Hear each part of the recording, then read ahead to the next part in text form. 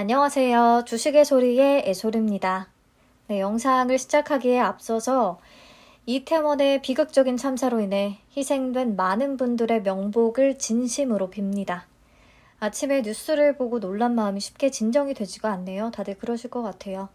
그래도 저는 제가 할 일을 이어가도록 하겠습니다. 11월 공모주 핵심 정리 두 번째 영상이에요. 어제에 이어서 NZ부터 시작해서 SAMG 엔터테인먼트까지 바이오노트는 제외하고요. 추가적인 6종목의 내용을 보도록 하겠습니다. 먼저 NZ입니다.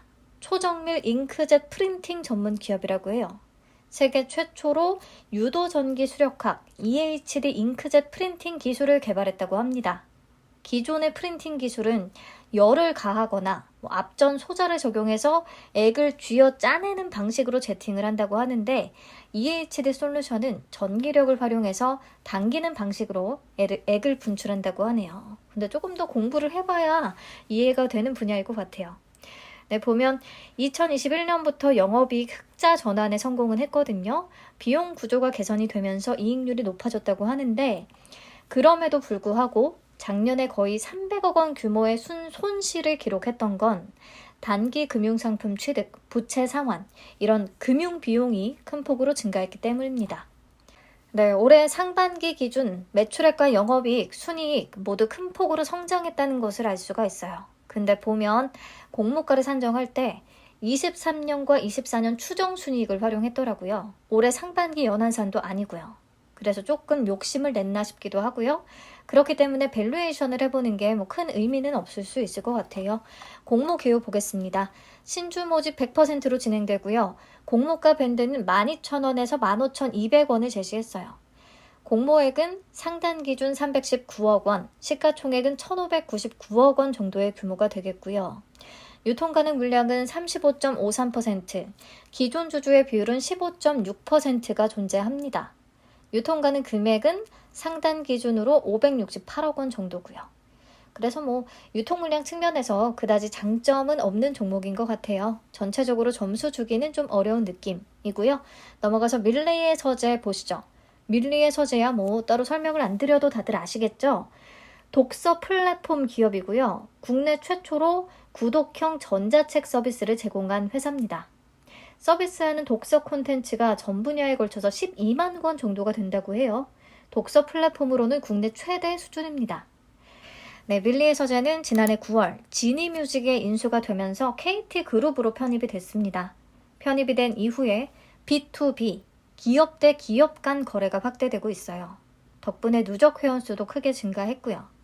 이렇게 구독자 수가 꾸준히 증가하기도 했고 또 대규모 TVCF 비용을 최근에는 아예 줄여버리면서 올해 반기 기준 영업이익과 당기순이익 모두 흑자 전환에 성공을 합니다. 근데 아직 안정적으로 수익을 낸다고 하기에는 조금 더 지켜봐야 알 것 같아요. 그래도 상장하는 시점에서 흑자 전환을 이뤄낸 거라 좀 다행이라고는 할 수가 있겠네요. 자, 근데 공모가 산정에 대해서는 의견이 갈릴 수도 있겠습니다. 유사 기업으로는 키다리 스튜디오, DNC 미디어, 미스터 블루를 선정했는데 웹툰이나 웹소설 같은 콘텐츠를 다루는 기업들이고요. 보면 키다리 스튜디오와 DNC 미디어는 퍼가 30배 이상으로 계산이 됐더라고요. 높은 편이죠.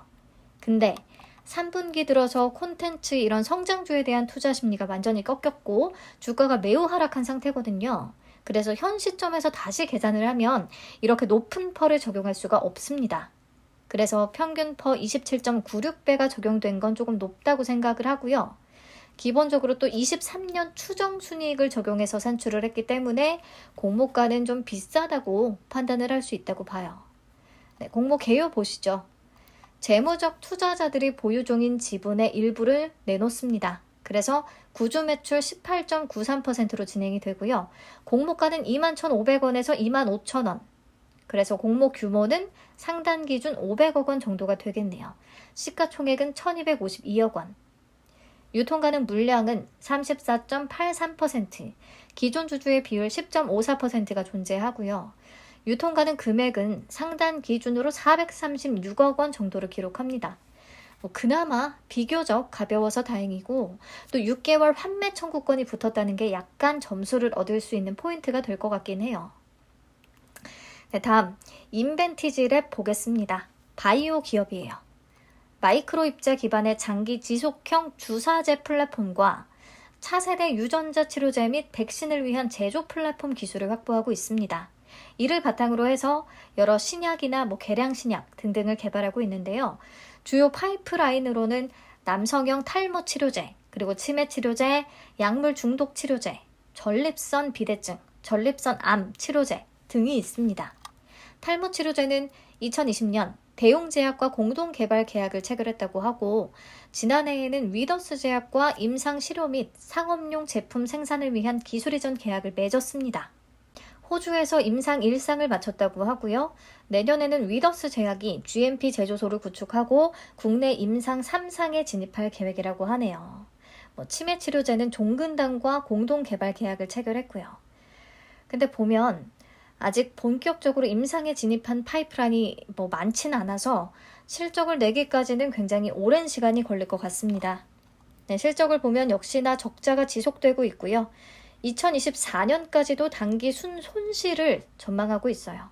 그래서 25년의 추정 순이익을 기준으로 공모가를 산정했는데, 적용 펄을 계산할 때 비교 기업으로 한미약품과 대용제약, 종근당을 선정했더라고요. 완전 국내 대표적인 제약사들. 그래서 수익 규모 면에서는 아예 비교가 안 되는 그런 회사들만 선정을 해놔서 조금 그런 것 같아요. 물론 수익이 나는 제약사들이 별로 없기 때문에 그런 것도 있겠지만.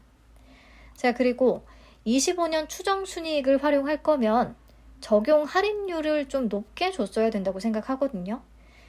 근데 주당 평가가액에 적용된 할인율이 공모가 상단 기준 15.44%밖에 안 됩니다. 그래서 이 부분도 조금 아쉬운 것 같아요. 공모 개요 보시죠. 신주 모집 100%로 진행되고요. 공모액은 공모가 상단 기준 338억 원, 시가총액은 2,203억 원 정도가 되겠습니다. 유통가능 물량은 39.29%, 기존 주주 비율 24.52%나 되고요. 또 금액으로 계산하면 하단으로도 633억 원, 꽤 무겁습니다. 유통가능 금액도 좀 크고 시가총액도 상단 기준으로 잡으면 2천억 원이 넘기 때문에 이 종목은 공모가가 하단이나 하단 미만의 결정이 된다면 그때 다시 조건을 좀 고려해 볼 수 있을 것 같아요. 그렇지 않다면 메리트는 없다. 다음 펜트론 보겠습니다. 반도체 검사 장비를 개발하는 회사예요. 3차원 정밀 측정, 검사 기술을 바탕으로 해서 SMT, 표면 실장 기술과 반도체 2차 전지 검사 장비를 개발하고 공급합니다. SMT 검사 장비는 무슨 역할을 하느냐? 반도체를 만들 때 PCB 기판 위에 소자나 칩들이 제대로 실장이 됐는지, 제대로 위에 붙었는지 분석하고 점검하는 역할을 하는 거죠. 반도체 검사 장비는 말 그대로 메모리 반도체가 제조된 뒤에 최종적으로 출하되기 전 단계에서 불량이 없는지 확인하는 것을 얘기하고요. 2차 전지 검사 장비는 2차 전지의 리드탭, 즉 외부로 전기를 입출력시키는 전극 단자에 기포가 생겼거나 이물질, 얼룩, 휨 현상 이런 불량이 발생한 게 없는지 검사하는 역할을 합니다. 이 중에서 2차 전지 검사 장비 수요가 급증하면서 2021년 하반기부터 실적도 같이 올라갔어요. 하지만 아직 이익률이 그렇게 높은 상태는 아니겠고요. 자, 공모가는 오랜만에 과거 실적 기반으로 산정했네요. 최근 4개 분기 순이익을 기준으로 산정을 했는데 공모가 상단 기준으로 계산된 퍼가 21.35배 정도가 되거든요. 퍼를 계산하면. 그러면 비교 기업들 대비해서 이미 높은 수준으로 보입니다. 그래서 공모가에 그다지 메리트는 없는 것 같아요. 자, 신주 모집 100%로 진행되고요. 공모가 밴드는 10,000원에서 11,000원. 공모가 상단 기준 공모액은 121억 원, 시가총액은 1,174억 원, 좀 작은 규모에 속합니다. 유통가능 금액은 36.81%, 기존 주주 26.98%, 또 기존 주주 비율이 굉장히 높네요.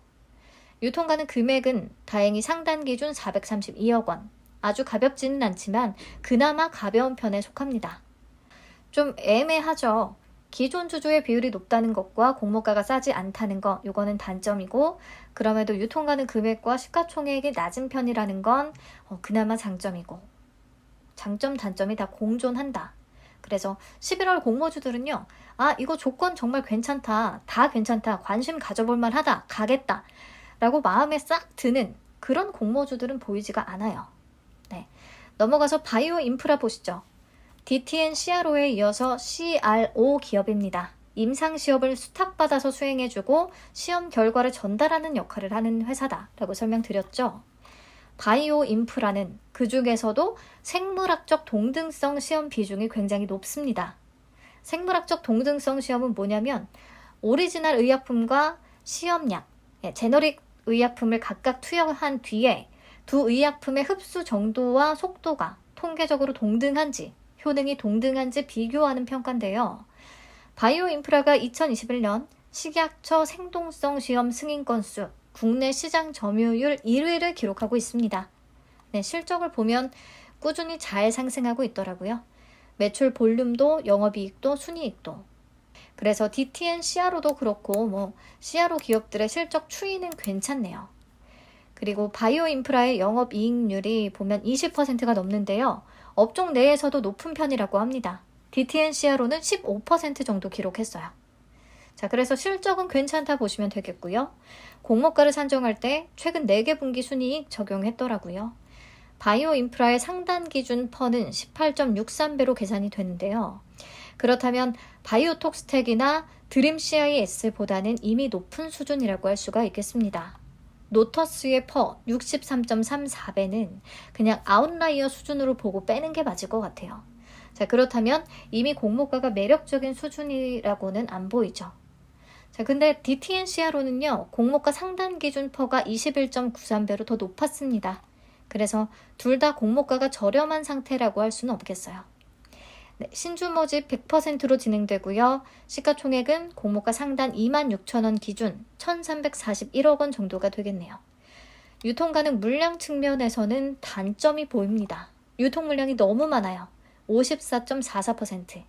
게다가 기존 주주의 비율도 35.05%나 됩니다. 좀 위험해 보이죠? 유통 가능 금액으로 계산하면 상단 기준 730억 원이나 돼요. 무겁고요. 공모주로서 좋은 조건이 절대 아닙니다. 네, 넘어갈게요. 마지막 SAMG 엔터테인먼트. 한국의 디즈니를 표방하고 있는 기업인데요. 저는 학부형이 아니다 보니까 이렇게 피부로 체감하기는 어렵기는 한데 미니 특공대, 티니핑, 슈퍼 다이노 이런 국내 톱티어 IP들을 보유하고 있는 회사라고 해요. 이것들이 초통령으로 불리더라고요. 학부모님들은 관련된 완구 제품들이나 장난감을 사려느라 등골이 쏙 빠진다고 하고요. 아무튼 이렇게 성공적인 키즈 콘텐츠 IP들을 개발하고 보유하고 있는 회사다라고 보시면 되겠고요. 이 IP를 바탕으로 완구도 제작하고 캐릭터 라이선싱도 진행하고 또 관련 영상 콘텐츠를 제작해서 극장이나 OTT로 배급하는 등 사업 영역을 계속해서 확장하는 중입니다. 근데 실적을 보면 매출 규모는 계속 커져가고 있는데 단기 순이익을 아직 달성하지 못했어요. 최근 3개년 연속. 2021년부터 영업이익 흑자 전환에는 성공을 했지만 순손실을 계속 기록하면서 수익성 지표는 의미 있는 수치를 달성하지 못했습니다. 수익성을 입증하지 못한 상태에서 공모가 진행된다는 건 아쉽고요. 그래서 23년 추정 순이익을 기준으로 공모가를 산정했는데 이 수치를 기반으로 계산한 펀은 비교 기업들 대비해서 그나마 조금 무난한 수준으로 보이기는 합니다. 네, 앞선 공모주들에 비해서는. 넘어가서 공모 개요 봅시다. 신주 모집 100%고요. 공모가는 21,600원에서 26,700원.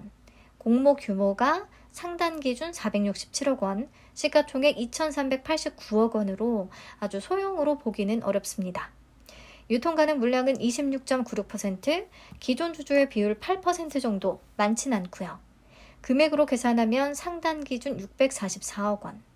얘도 아주 메리트 있는 조건은 아니기는 하네요. 유통 가능 물량이나 기존 주주 비율은 낮은 편이기는 하지만. 그래서 쭉 같이 훑어봐서 아시겠지만 공모가도 괜찮은 수준으로 보이면서 공모 구조나 유통 물량까지 다 좋은 조건을 갖춘 그런 공모주가 싹 눈에 띄지는 않습니다. 그냥 그나마 요즘 공모주들은 유통시총이나 시가총액 가벼운 게 좀 대세로 자리를 잡고 있잖아요. 그런 측면에서 밀리의 서재나 펜트론이 그나마 가벼운 축에 속하겠고요. 조금 흥미로운 사업 분야를 꼽으라고 한다면 밀리의 서재, SAMG 엔터테인먼트 정도가 있겠습니다. 이 중에서는. 그리고 밀리의 서재는 6개월 환매 청구권이 좀 매력 포인트로 작용을 할 수가 있겠는데 공모가 적정성에 대해서는 확신이 서진 않아요. 구독형 전자책 플랫폼으로서는 첫 상장이기도 하고 또 비교 기업들의 퍼가 높게 계산된 측면이 있어서 수요 예측 결과도 좀 참고해 봐야 될 것 같습니다. 어차피 지금 속한 산업, 공모가, 공모 구조, 유통 물량 다 좋은 종목들은 지난번에 이어서 딱히 없는 것 같거든요.